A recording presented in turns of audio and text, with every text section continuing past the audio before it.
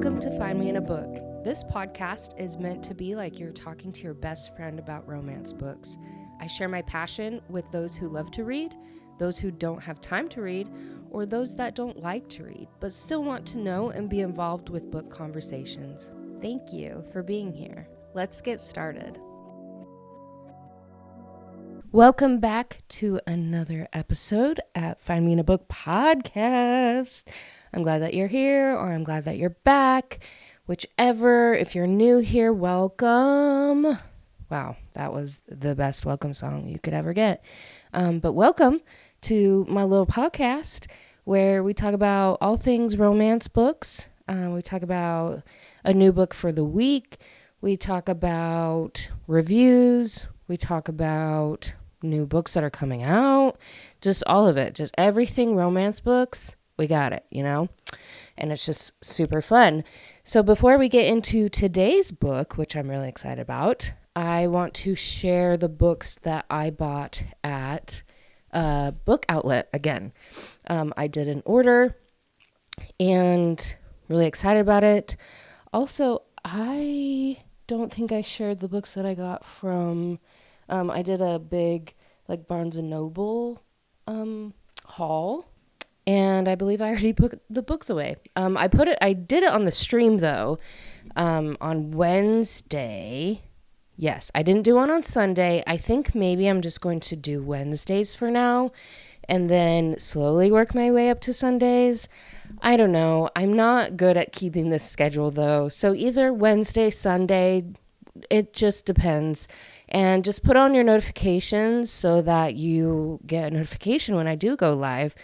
When I do go live, because we just, not reliable with that right now. But the books that I did get from Book Outlet that just came the other day, I picked up, which actually, if you don't know what Book Outlet is, I believe it's in Canada or comes from Canada. I could be really wrong though, but I believe they're just like books that are not sold by the stores or like leftovers or excess books, because I've had some books have like a Walmart sticker. I have one that has like a Target sticker. I think it's just extra books, or maybe ones that have like a little bit of a flaw or something. They get sent to the Book Outlet and then you get them for really cheap. So most of these books were like $5 or $6. And I am totally fine with that because the majority of them are like $17 to $25. And so if I can save some money, especially on books that like they're pretty popular still, like the first one is Bad Girl Reputation by Elle Kennedy, and it's the second book to Good Girl Complex, which I loved that book. And so I wanted to pick up this book anyways, so when it came onto the website, I was like immediately yes, have to pick that up. So I'm excited to read that. And then there are, of course, books that aren't in like the mainstream media. So I like to go through a lot of them, or like, I know you say like, don't judge a book by its cover, but I kind of do. The cover really has to get me to make me want to like click into it, to want to read like what it's about. And one of them that did was Blood Heir by Amelie Zhao. I really liked so Adrienne Young, she is a New York Times bestseller author of Sky in the Deep, which I really, really, really liked that book. And so she said a cinematic storytelling at its best. So I was like, okay, I love Adrienne Young. I'm going to trust her on this. So I believe this came out in 2019 and it already has a sequel. And it basically just says like a princess with a deadly gift, a con man with a heart of ice, an empire on the verge. So it looks like it's fantasy. I don't know kind of what tropes it's going with. I'm guessing like enemies to lovers, in the empire, affinites. I know I'm saying that wrong, are revealed. Their varied gifts to control the world around them are unnatural, even dangerous. And the crown princess is one of the most terrifying. So she can control blood and has kept it a secret. But when her dad is like murdered, she's the only suspect. So I think she has to like go on the run. And she finds this guy, or she knows of one person that could be crooked enough to help her, which is Ramson Quicktongue, which that's an interesting last name. He is a cunning crime lord with sinister plans. So he is going to help her. And yeah, I don't know the spice. I don't know kind of the suggested age. I don't know, but I'm really intrigued by it. Also, I bought 2 books from Abby Jimenez, and she has been going viral. And I believe that there is a show or a movie with like Anne Hathaway. I think it's based on one of these books, I want to say. Maybe not. Maybe I'm thinking something else. But her 2 books have been, or maybe it's Part of Your World. I think that's the one that is like gonna be a book. But I got Yours Truly and The Friend Zone. So all her books, I've been seeing them everywhere. I've heard great things about them. So when I saw them, I was like, okay, I'm just gonna get them. Like, I don't know what has stopped me from getting them, but I just have. So I was like, this is a great deal. I think they were only like $5. Got both of them. I'm excited to get started because I, again, have heard so many good things, and I just finally did it. The next one is House of Roots and Ruin by Erin A. Craig. And I do have another one from her. I believe I bought the House of Salt and Sorrows this last week. Did I buy that one? When did I buy that one? Maybe I think on my last book outlet order, I bought House of Salt and Sorrows. So I saw this and I was like, I mean, yeah, I haven't read the other one, but I might as well. The thing is, though, I didn't know it was hardback. Hardcover. The first book that I have of hers is soft, like a soft cover. And it usually says whether they're hard or soft. And I swear this one said it was soft, but it came hard. That's what she said. I set myself up for that. So I hate when they're like 2 different ones, but it's fine. It's whatever. Okay, so I'm really excited about this one because I have been wanting to buy this from Barnes & Noble for a long time. And so when I saw it on book outlet, I was like, immediately yes. So I love Tracy Wolff. She does the Crave series. I absolutely adore that series. One of my absolute favorites. I just, talk about it all the time. So she just came out with a book last year. It's called Starbringer. And I haven't heard anything about it. I mean, I feel like her Crave series kind of got some attention, but it wasn't like mainstream or anything. And so I feel like if you're in the type of circle or have a certain like news feed or kind of algorithm on your social media, then you see her stuff and you see people talk about her books. But if you don't know about her or don't know any of that, then it doesn't really show up. I guess that's kind of how it works. And so I haven't heard, honestly, anyone talking about this book. And so I don't know if it's good. I don't know if it's a dud. I just don't know. But I do like her writing. I do like her world building. And I honestly don't know what this is about. It looks like she created a whole different like universe, because on the front cover or like in the inside cover, it says like the Sinistris system, which, yeah, it looks like she created her own galaxy, honestly. And it says like Firefly meets The Breakfast Club in this snarky new adult romance. I mean, I'm here for it. The sun is dying and it's happening way too damn fast. With the clock ticking, 9 planets' only hope of survival rests on a fancy space station and the alien artifact it's carrying, which is why it really sucks when some jackass doesn't want the universe saved and blows that station up while you're still on it. So it sounds like there is a group of 7 strangers with deadly secrets trapped together. And I think they have to figure out who did it or like How to Save the Universe, which sounds very, very interesting. And I mean, I have read what it's about before, but I just have forgotten. And actually, she didn't write it by herself. She had Nina Croft help her, or like a sister, or I don't know, not sister, but a sister, assist her.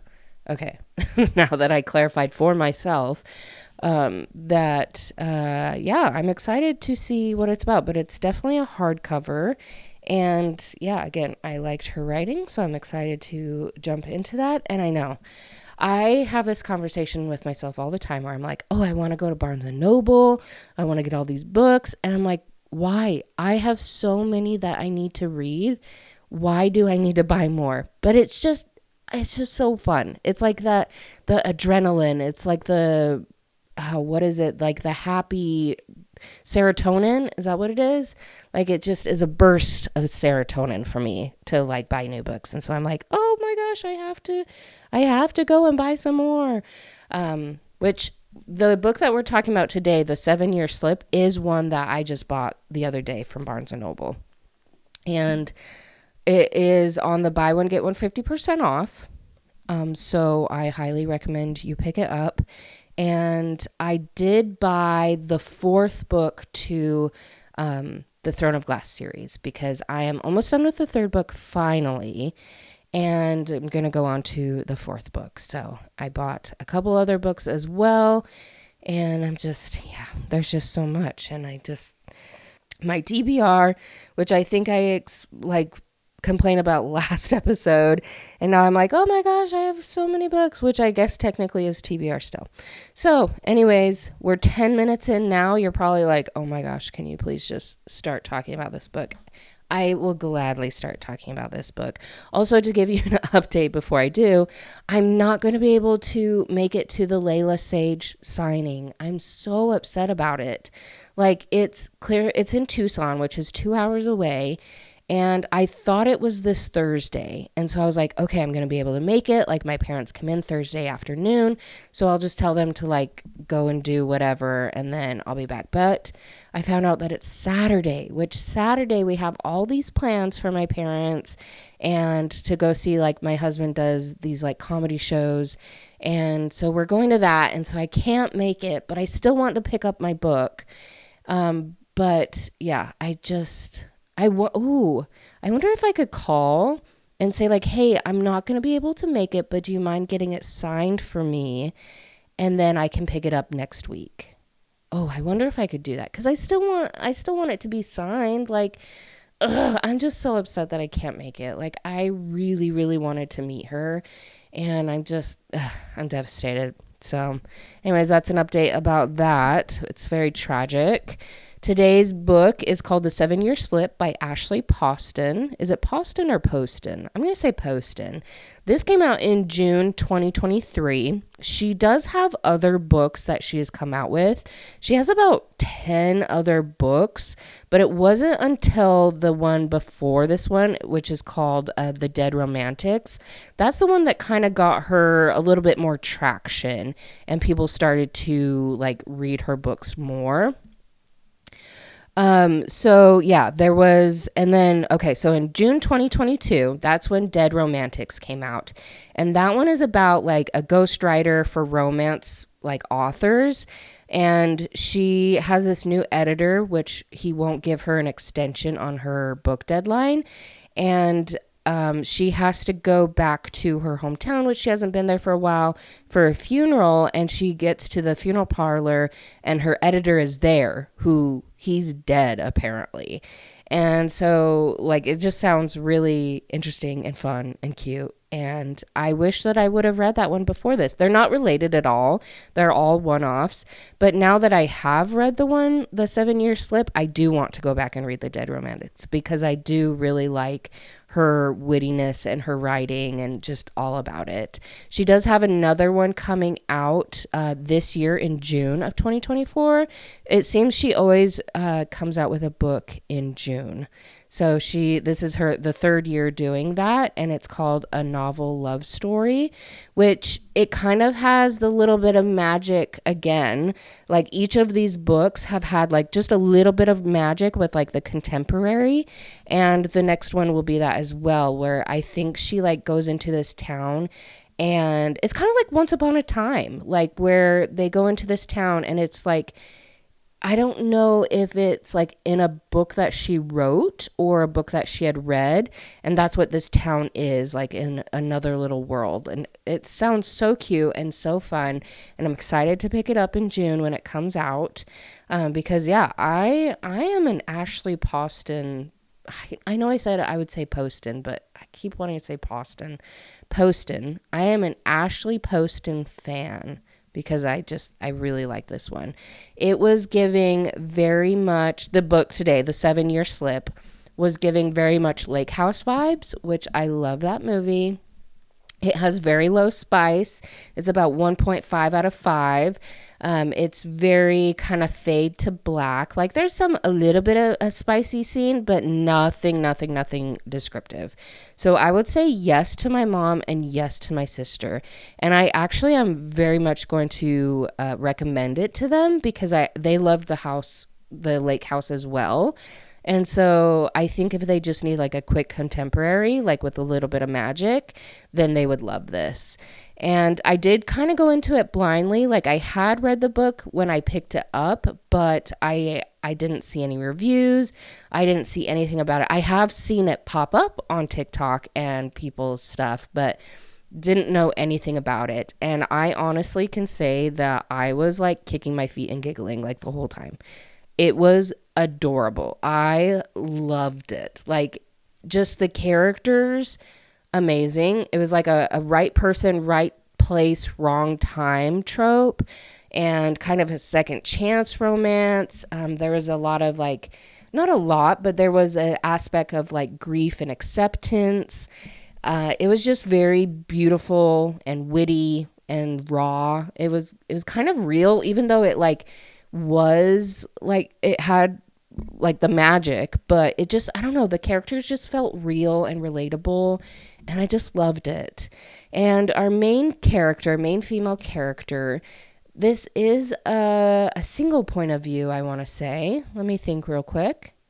Yes, single point of view. So we just see through Clementine's eyes, and she is in a senior position at a publishing company and it's doing really well, and she is still kind of slowly moving into her aunt's townhouse in upstate New York. Not upstate, sorry. It was like the Upper East Side, New York. Her aunt had passed away 6 months previously, and her aunt and her were very, very close, traveled abroad all the time, just did everything together. And so she's still in mourning. She's still grieving. And so it's taken her about 6 months to move in, just because her recent or her current place is upping the rent, and it didn't make sense to not live in her aunt's place that's already like paid off and everything. So she, growing up, of course, she was close to her aunt, and her aunt always told her that the apartment had a little bit of magic in it. And she would tell her like these stories of this one individual that she had met, and just a lot of like great stories about it. And so Clementine didn't really believe it until like one evening she comes in, and it's like a different place inside. Like all her aunt's stuff is there. Like it's just like a blast from the past. And all of a sudden this stranger pulls up, like he's in the kitchen, and she's like, "Oh my gosh, who are you?" And he's like, whoa, like I am, like my mom is a friend of your aunt's, like she said that I could stay here for the summer, and my name's Iwan. I think that's how you say it. It's Iwan, Iwan. Iwan? Ooh, maybe it's Iwan. Let's say Iwan. I love it. I won, you won. Okay, so I win. And she was like, no, like my aunt is not here. And he's like, yeah, she's abroad. She said I could stay here. And she looks at the calendar, and it's 7 years previously. So 7 years ago. And she's like, that's not possible. Like, this is weird. And so she goes out the door, comes back in, still the same. He's still there. She does that a couple times. And she's like, oh no, like, this is what my aunt had explained to me, like what she had said to me. And it really is like the apartment deciding what it wants, like whether it will send you back or not. And it's not triggered by an event or anything. Like, it's literally like the apartment has a mind of their own. So she is not able to go back to her regular time.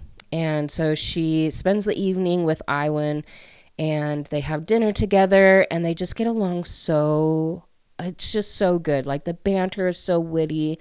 Like, they just have a great time together, and they share the bed. They put like a pillow in between, and then she wakes up and she's like, okay, great.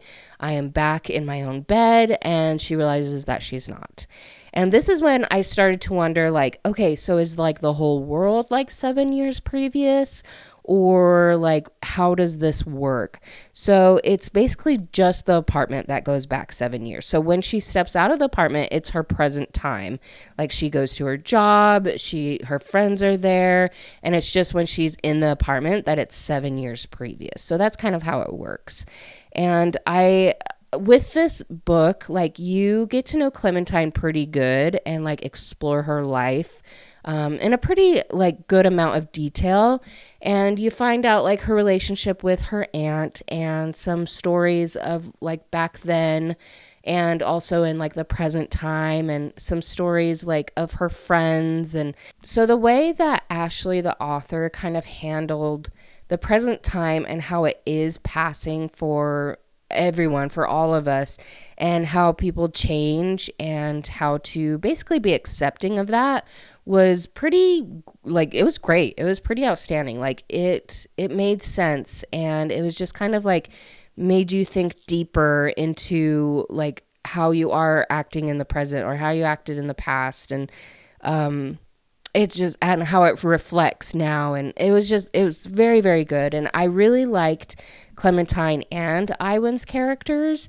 They both were very authentic, and they were both like authentic versions of themselves, like within like their characters. It was kind of tricky for Clementine, obviously, because when she does go back into the apartment, so she goes to work that day and then comes back and he's gone. And so she's not able to say like, hey, like goodbye, or like, hey, I'm leaving. Like, she doesn't tell him that she's 7 years in the future. She just says that she needs to stay there while her apartment's being fumigated or something. So he doesn't know that she's not from his time. And so when she goes back from work, he's gone. It's like her apartment again. And so she like feels kind of sad. She's like, I kind of miss him. And it's tricky for her because her aunt is still alive in the past, and she doesn't show up until like the very end, I'll say that. But she's still processing her grief. And so to see all of her aunt's things again, all these memories resurface, and she finds like a love again for her art and for things that she used to love. And with Iwan, he wants to be a chef, and he knows that he has to start from the bottom. And so it's at the beginning of his profession. And so she's very encouraging to him, and she hears all about the stories about him and his grandpa cooking and all that. And so he's, starting his career. Clementine is current day in her career already, just 7 years in the process. And of course, he doesn't know. So we find Clementine kind of looking for the joy in her job, like without her aunt, and kind of helping her, or kind of seeing her assist Iwan in rediscovering his joy, just because he's kind of getting like, I don't think I can do this. Like, how am I going to be this great chef?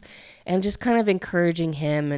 And it is a very, very cute romance book, but it's not like a really cheesy, cutie little, like, I don't know. It's just a very in-depth look on how time changes a person, and kind of like the reconnection we can have with, like, to get us back to ourselves. Like, it was just beautiful.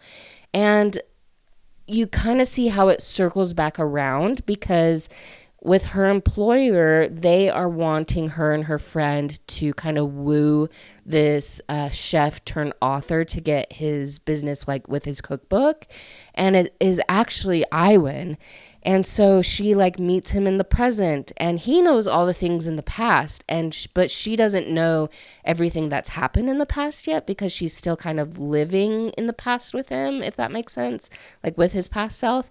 And so she does meet up with him a couple times more in the past, and then finds Iwan in the future, or in the present, and she gets to see the different versions of him, and you see her fall in love with both versions. And one thing that I do wish that this book went into more, like I wish it was a little bit longer, because you don't really get to know Iwan, like his present Iwan, you know? Like you get to know him a little bit, but you don't see a lot of like what he's gone through in the past 7 years. Like you get little snippets, but yeah, nothing like in depth on him. And I wanted to know more. Like I wanted to see more of her getting to know him, but it kind of just ends when they decide to like be together. Like, and I don't know. I felt like it was cut too short. But just like reading this book, it was just a good feeling, like a good warm feeling. I felt a connection with every person in the story, like, and every person had their part. I laughed, honestly. I giggled out loud a little bit. I had tears in my eyes at one point. I cheered. I was happy. I had chills. Like, it was just, everything was so good and unique, and it just all fit together. And I think this author did just perfectly. I just loved it. And I loved the concept. I loved the characters. I loved how it circled back around to each other, and it just all fit perfectly. I just loved it. So anyways, I hope that gives you a little bit into the 7-year slip. I didn't want to spoil like anything really. I mean, I kind of spoiled a little bit, but not enough that you know what happens basically. But I highly recommend you pick up this book if you want a cute, short, like contemporary read with a hint of magic. I think we all need a little magic in our lives. But yeah, it was so good. I definitely recommend it. I would say like a 4 out of 5. Like it was really great. It was a very solid book. But anyways, thankful for you guys, and definitely follow me on Instagram, and check into my live streams. Go on Twitch and put in that notification so that you can see when I start streaming, either on Wednesdays or Sundays. And wherever you are listening to this podcast episode, if you can rate and review, that definitely helps me out a lot. But anyways, I know I say it at the end of every episode, but I really am grateful for all y'all that listen and tune in and just are part of my community. I appreciate it. So I hope you have a great week.